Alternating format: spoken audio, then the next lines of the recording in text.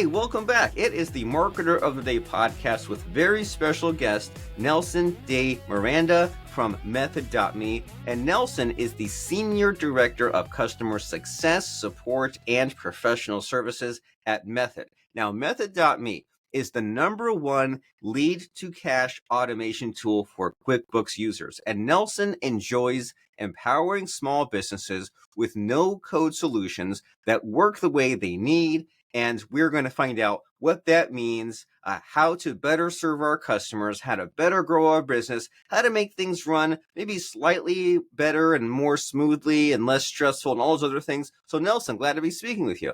Hey, Robert, thanks so much. And then thank you for being here. And so we introduced you a little bit, hyped you up, but in your own words, what's your current focus, your passion? What just gets you super energized, excited to jump out of bed in the morning? Yeah, I love all things technical. My background, just a little bit on that, started my career in technical marketing. And before technical marketing, I used to do everything from cold calling, so a ton of tele-research, a ton of telesales, worked in retail. So sales and serving customers has always been front and center. Naturally, that's grown me into this role where I sort of encompass all things customer, whether it's selling, supporting, or building up their solutions through, or building up their businesses through consulting. And so, just to add on to your point, yeah, Method is where I stand today. And Method is a no code platform that builds on top of QuickBooks that enables small business owners to develop custom apps and really to enable accountants and business owners from being daily bottlenecks for their companies by empowering other users or other members of the team to access things like financials, day-to-day operational tasks, and even automating a lot of those day-to-day things that are often tedious for us as business owners that get us away from doing the things we love, which is either selling or servicing customers directly. Wonderful. So using software, using these tools, so that way multiple people can work on a problem. And also that way we can get back to the fun stuff, get back to the adventure and and not be like so bogged down with, well, I need to like print this out or look up this record or pass it to that person. Hopefully, ideally, things work more automated. And Nelson, I am thinking on an almost daily basis on how I can be better organized. And I'm always trying to like better wrap my head around this idea of like a funnel or a workflow or passing things off because it's always a mess, right? It's always chaos. And I'm always trying to like kind of get into that better mindset of being better organized. And so can you speak to that a little bit? Like, do you have advice for someone like me where like I'm kind of have a technical background from you as well, but I have to like kind of force my mind more into this direction of like, this person does this step, that step. I'm looking to tap into some of that more organized workflow type energy.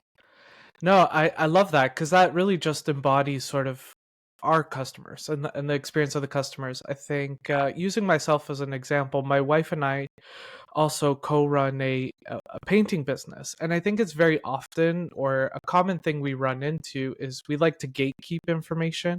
And so what that means is we become the source of truth. Before anyone can make a decision, one of us needs to be involved throughout the process. And it's very difficult for you as an owner or someone who is an entrepreneur to open up your doors and begin to develop that trust. Software does enable some of that, but we don't necessarily always have the time to explore automation, explore the different pieces of software. We know what works and we want to stick with it, right? And that's the behavior we generally experience, especially in those growth years where we might be ourselves or we might be working with a small team that you can trust those people. So my advice to you in general would be to start exploring for solutions that work best for you. We as a business have anchored onto QuickBooks. We understand that a successful business will always need to have a strong accounting foundation. And so for us, we don't seek to replace any of that and we seek to build it. And for small business, especially or growing businesses, using that as a platform to then design to-do lists, funnels, sales processes, really operational tasks, and define what those workflows are, really allow you to build that trust amongst your teams, but also enable others around you to help support you so you don't find yourself answering emails all day and all night, missing on appointments that might be important, or tackling other problems that are really going to help your business grow rather than just keep the lights on kind of situations. Hopefully So that is makes it sense. well, yeah, what it made sense, but it opened up other questions, which is the best kind of making sense, right? Because it continues the forward momentum. And so, is it safe to say that there is somewhat of like a growing pain stage? Because there's kind of like where we're at now, right? And you need to explore. You're saying we need to explore the tools, the automation that's out there, because if we remain ignorant to it, we'll just stay where we're at. And then in exploring this and kind of figuring out a better way of doing things, you kind of build yourself a more complex and more demanding job. But you're saying that after getting, say like step one is where we're at, step two is kind of exploring the automation, and step three, we need to then hand it off and not be such a gatekeeper or bottleneck, because if you get stuck in that middle ground, then it's like you'll be slowing down everything else, and then you'll add all this complexity, and you'll maybe even backslide or give up or not use the tool seriously. Is that kind of safe to say that we need to like push through and find the time and acknowledge the maybe the delayed gratification of it, of saying like, well, do I really need to have these like QuickBooks workflows? And you're saying yes, because on the other side there's some amazing kind of freeing up of time out there. Yeah, yeah. And it's great that you said push through, because one of my quotes that stays near and dear to my heart recently is kind of talks about pushing through the limits. And I think the reality is, for most growth businesses and entrepreneurs in particular, is you know what you know and you stick to it, and it works up until a certain point. And at that point, you often have a choice of, expanding your circle of comfort, where you can explore new things, try new things, be prepared to fail and fail fast. That's something we often talk about in both sales and marketing. um, but also just knowing, what was the benefit of that? What are the potential outcomes? And how does this enable me to do more of what I love? I think when I meet with business owners today, so many of them feel that overwhelming weight on their shoulders, where it's just like, I'm caught up in HR issues, I'm caught up in hiring, I'm caught up on these like little deals, which are stopping me from going after bigger deals. And um, technology and software will help with that, but it's really about supporting your team around you and enabling them to also support you.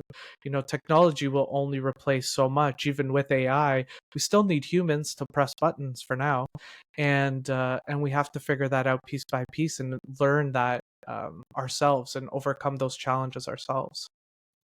So expand your circle of comfort, which is great to hear. And like that tells me that that's why I need to continue learning and watching the YouTubes and listening to the podcasts and listening to guys like you. Because if you stop, then that zone of comfort stays the same or shrinks. And we want to continue pushing, even though it's like it's counterintuitive, right? Like your caveman mind says, play it safe, don't take risks, don't learn anything new. But we have to say like, hey, well, we're trying to build a business here, right? We're trying to succeed and grow this and support our team. And we do all these things that like intuitively don't make sense, but logically we have to figure some of these things out. You mentioned a lot of like teamwork and those sorts of things. And so as far as what method can help people do, right? You mentioned about like building these automations on top of QuickBooks and like creating to-do lists. So is there an easy way to understand the value that method provides? And do you have any cool like use cases, success stories of people using it? Yeah, yeah, absolutely. So we service all types of industries. And so I'll start all the way at the top. Generally, when businesses are evaluating solutions, they funnel into two different choices. They either look for a sort of a traditional system, which is pretty generic, isn't isn't necessarily designed to accommodate their needs. Let's say it's a pool maintenance company, and they're going to try and shove everything into there. Those could be something like Monday.com, or a solution like Airtable, where you can design workflows, but you kind of have to design everything from scratch, and it gives you that blank canvas. And then you have the other side of it, where you look for an industry specific solution. So, generally less of that upfront cost to build what you need, but you're often stuck, or for lack of a better word, pigeonholed into doing things the way that particular software is asking you to do it. And so what Method does, it kind of blends both. And so what we do is we take the accounting backbone that you've already established for your business that generally works, and then what we enable you to do is we create solutions that you can use out of the box to manage work orders or follow ups on sales, and allow you to customize and tailor that experience specifically to your business. So, in the case of, we work with a number of pool maintenance companies, and they often keep track of pool size. The type of pools, is saltwater, chlorine? Does it have a heater? It's very difficult to find an app that services all these particular needs that a pool company needs and has. And so what Method does is it works together both with the back office team, the purchasing side, and the front office team, the installers or the people selling the services over the phone, and enables them to work together. Another great example I have is a medical cabinet manufacturer, which is one of my favorite examples because cabinets are probably the most basic and generic thing you could possibly think of. Who's out there purchasing cabinets and styling cabinets? And so we work with a pretty major manufacturer of it where you can style the colors. Do you want two tones or one tone? How tall is the cabinet? Where does it fit? To find a solution or to find a piece of software that's going to enable this business to succeed, it's going to be incredibly difficult. And to buy something off the shelf and kind of fit into it is also difficult. And so what Method does is it sort of tries to walk that middle ground of, offering you the basics, but then enabling you and your team to then customize and create those personalized solutions that are going to elevate your business and enable you to compete with some of the bigger market players, with some of the bigger competitors who have unlimited budgets or, you know, big money for tools, for lack of a better word. Wonderful.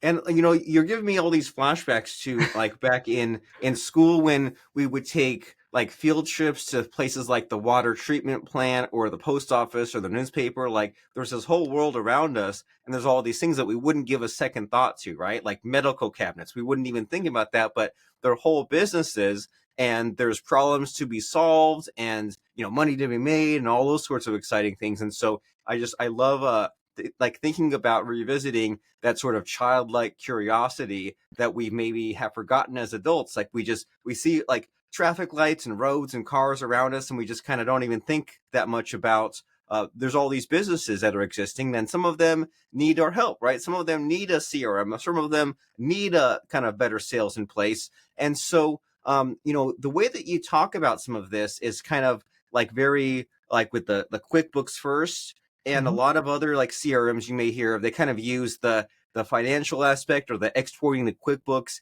as sort of an afterthought. And so is that like a differentiator with you compared to other CRMs? Because it feels like they always say like, send it to QuickBooks after all the other work is done, as far as like these other CRM solutions. Yeah, for us, it's a major differentiator. I think uh, business as a whole cannot operate without a strong, I kind of a strong foundation. And so we know that accounting will always form that foundation, and we don't seek to replace that. And often softwares will force you to do things that you don't like to do. And when purchasing software, especially in the entrepreneur, small business, and to medium business space, purchasing software is a pretty personal experience. And a lot of people feel a strong relationship to QuickBooks and to the Intuit brand because it's their first experience purchasing software for their business in most cases. I mean, some of them might not even purchase a domain or a website yet, right? And so, and they have a great experience and they don't want to lose that because they've spent so much time learning and setting that up. And there's that real sense of ownership, of taking control of your business, even if you're not a tech savvy person, to really create these technical solutions to support your business and support your growth. And so we as a business understand that. Our business was also built on the QuickBooks backbone, and we value QuickBooks and what they do. There are limits that you will run up against, and that doesn't necessarily mean you need to throw all that work you've done away. But how do you continue to grow and use that for more, rather than deciding to flip the whole process on its head? To your point, rather than taking the accounting first approach, take a CRM approach, and then just export it into the financials. There's different ways to tackle that, but ideally we always like to start with the accounting first idea. Wonderful. And so, like, since you're a CRM guy, like, something I've always wanted to ask is about like the process, because I don't know, I'm not even sure if I know how to put it into words, but it feels like if I can get my both my logic and my emotion on the freight train towards accomplishing a goal, like I can really get something working, right? And if I have like anxiety associated, it prevents me. But if I have like the fun and excitement, then I can just like jump in and get it done. And I sometimes struggle with the planning and the visualization, the diagramming. Like I'm a programmer, and I can jump in and be like a total cowboy and wing it and write some code. And I can also do like the kind of structuring and have a plan and go and write some code. But when I look at these guys that they'll kind of like draw a map and create this whole funnel, like my brain kind of falls a little bit short in that region.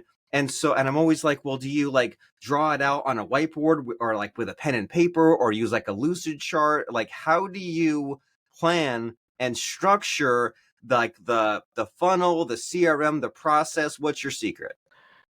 Yeah, so for us, we have a number of business specialists on the team.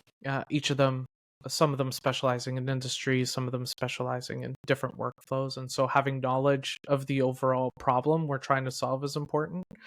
But I think it's just identifying what are the key steps along the way. You don't necessarily need to always diagram. I think having that visual aid is incredibly helpful, but just understanding what parts of the workflow is currently working and what's not working, hyper focus on what's not working, and slowly build from that. So if today your number one challenge, we talked about lead to cash a little bit earlier, is accounts receivable and collecting from your customers.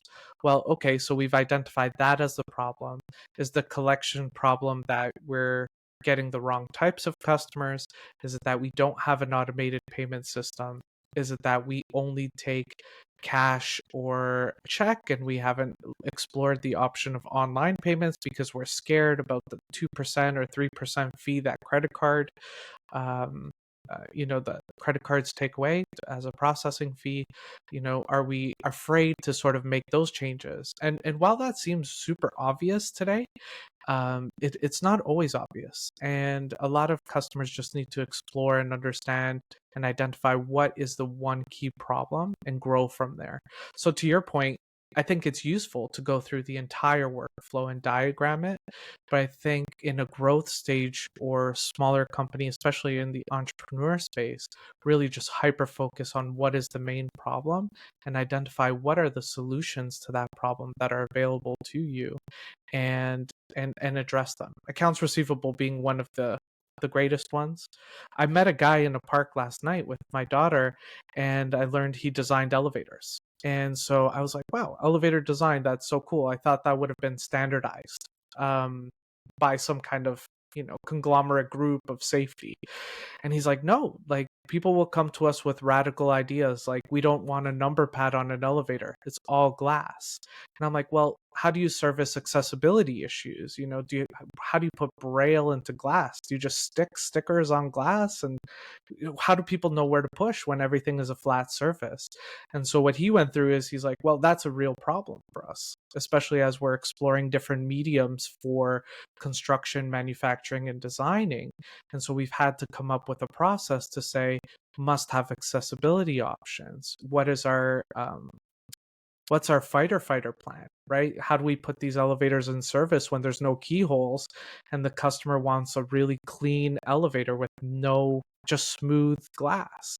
And it's wild to go through those processes and just probe for those ideas and then just starting to document that and figuring out what are the checks and balances we can put in place, whether that's in the software and the process to address that.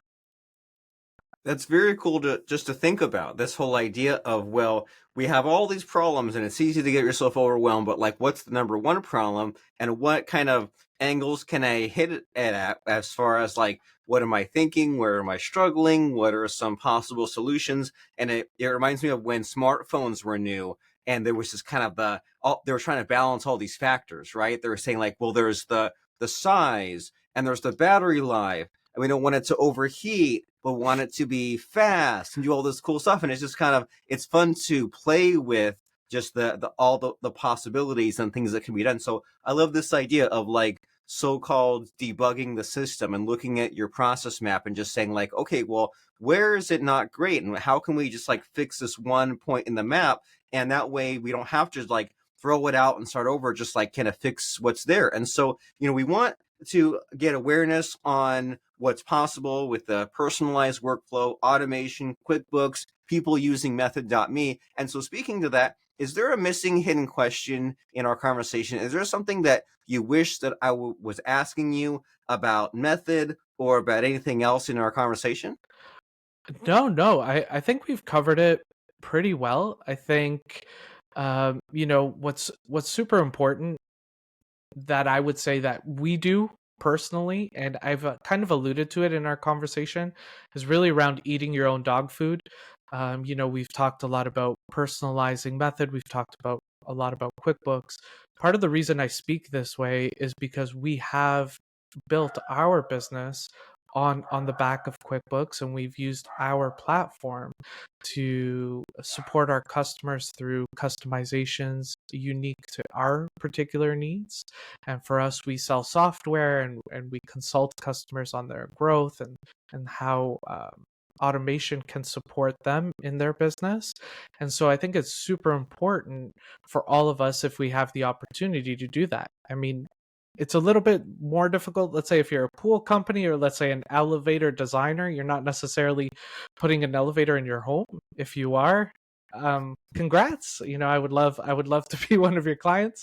But are there situations where you can implement the products and services you're using in your day-to-day life, and how do you showcase that organically rather than having it be more of a forcing function of what you do every single day? For owners, I think that's a lot more natural. I think for us who are part of a larger team, how do we integrate that mindset, that vision into our day-to-day process, and how we communicate with our customers, our friends, our family, even acquaintances you might meet at the park when you take your daughter there to go play on the swings? Wonderful. So we need to have this daily attention and to be like to live in it and be deep in it wherever that's possible in whatever form that takes. That way there's no disconnect between us and our customers. That way, and in your case, you have this CRM system, you use it in and out, and inside and out rather, and you know what are the problems, like how to solve certain issues. And that's really a deep question, and something you really think about is, can you really love what you do and eat your own dog food, to use that programming term of like, you use your own software and you use your own product that you sell, and that way you'll always be innovating and thinking and have ideas for the content and the selling, and always be brainstorming like, hey, can we look up into these medical cabinet people? Can we look into these pool cleaners? They themselves can have a use for our software. And it's a really slippery slope, right? If you take a break from thinking about your customers or thinking about solutions for too long, for weeks or months, next thing you know, you're unaware of the problems that they face. So that's definitely a wonderful thing to think about. And so as far as method.me, like, who is it for? You mentioned that it's the number one QuickBooks CRM, but how can someone know if they say, hey, I'm exactly the type of person to use Method? Yeah, I mean, we support all QuickBooks users. So if you're a QuickBooks user, you can certainly use Method. If you find that um, you're you're starting to feel, let's call it pigeonholed, or you're starting to feel like trapped in QuickBooks, and you feel that you need more from it, and you don't necessarily know where to go, we're definitely sort of that first resource. We've partnered together with QuickBooks to design a solution that expands and shares data across two systems in a way that no others do. Or if you're finding that you need somewhere to put information in a central location that shares, again, data back and forth, but you want to expose that to additional people. We use the example of pools, medical cabinets. We can even go into examples on dog walking or, you know, day-to-day manufacturing of goods like candles if you're a candle manufacturer. So don't get too bogged down of, is this the right solution for me or my product? Think about, as I grow my business, what are complementary services that fit into my work well? And if you're using QuickBooks or Xero today, we offer sort of a complementary software that should help you solve some of those problems where you're fearing that growth is out of control and that QuickBooks or Xero is no longer that solution for you. And we can help support that. Very cool. And that's an interesting problem to think about. If the growth is out of control, where if you're kind of trapped in the system, need it to be centralized, need to grant access to different people on the team. That way there's multiple heads working on the problem. And that seems to be like a recurring theme in our conversation here, right? If there's this problem, whether it's how to make the process map work better or grow the business, have multiple people putting their heads together. And how is that possible without a tool like Method? I'm not sure. And so people need to check this out. It's method.me, method.me, #1 QuickBooks CRM. Shorten the time from lead to cash and get paid sooner with personalized workflow automation. You can go there, click the sign up button, and start your free trial today and play around with it. Start using it. That way it becomes something that your business then grows into. And that way you avoid a lot of these problems that we've been talking about today, right? Of like ignoring problems or becoming the bottleneck or slowing down the growth. So use method.me to use your QuickBooks or Xero to its fullest potential with the workflows and the to-do lists. And as people go here to method.me, Mr. Nelson de Miranda, I like to, near the end of our conversation, stump my guest a little bit, put them on the spot, and ask for a fun quote or lesson that can really send us on our way, get us excited, and get us just energized about using method.me. So do you have any fun quote or lesson to share with us just to like brighten our day and make us super energized? As I was preparing for this podcast, I'm reading a book by Nicholas Irving. Have you ever heard of Nicholas Irving?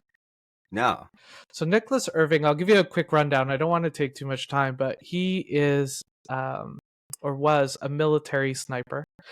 He currently reading his book. It's called The Reaper, and he's a special ops sniper. And so it's an interesting dynamic because to be a military sniper, you need to fit in a bunch of criterias, and historically, if you're flat-footed, you couldn't sort of go into the army. He was colorblind, and so that was always a big deal for snipers. A colorblind sniper, what's going to happen here? But there's this great quote that really stuck out to me, and we kind of talked about it a little bit about pushing through limits. And so I'm just going to read it. Hopefully, I get it mostly right. But sometimes what you need is somebody to help you push through to find out that the limits you thought you had were just a little beyond the expectations of yourself. And so sometimes you fall short of what you thought you were capable of, but then someone gives you that push you need to accept that limitations are a temporary thing. And so when I read this quote, it's really interesting. It just means, in the small business space, you're always going to face some sort of adversity. That could be customers, that could be employees, that could be just, the direction that the market is moving, and maybe you don't see where you fit. And there's always someone who will be around you that will give you the right encouragement or push you to realize that limits aren't really limits. They're kind of these, you know, fake walls that stand up in front of you and that often don't meet your expectations. So I think with the right guidance, you can always learn that the limitations you're facing are only temporary. And in small business and in growth, you're always going to have these setbacks whether it's technological or business. But just keep in mind that those setbacks are truly temporary. And with good coaching or mentorship or leadership, or even just, you know, learning, your own internal learning and reflection, you can always get over those self-imposed boundaries you often put on yourself. So hopefully I didn't bore the audience, but I thought that was super powerful. And Nicholas Irving is a really interesting character. So you guys should definitely look him up and learn more about his experience as well.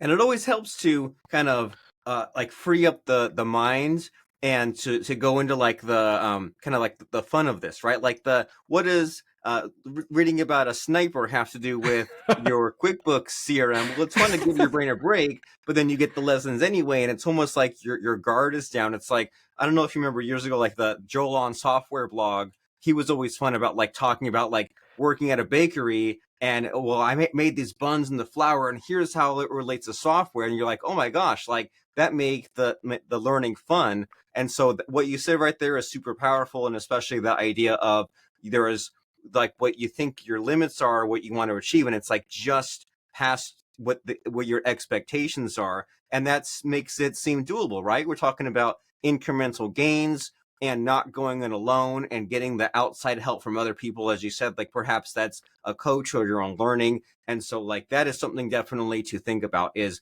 what's just beyond your expectations and what am I going to achieve next. And what you out there in podcast land will achieve next with your business will be done with the help of method.me. So go there now, click on sign up, and integrate your QuickBooks with workflows, to-do lists, etc. Start using it. Mr. Nelson de Miranda from method.me, wonderful speaking with you. Thanks a ton, Robert, and hopefully everyone enjoys listening.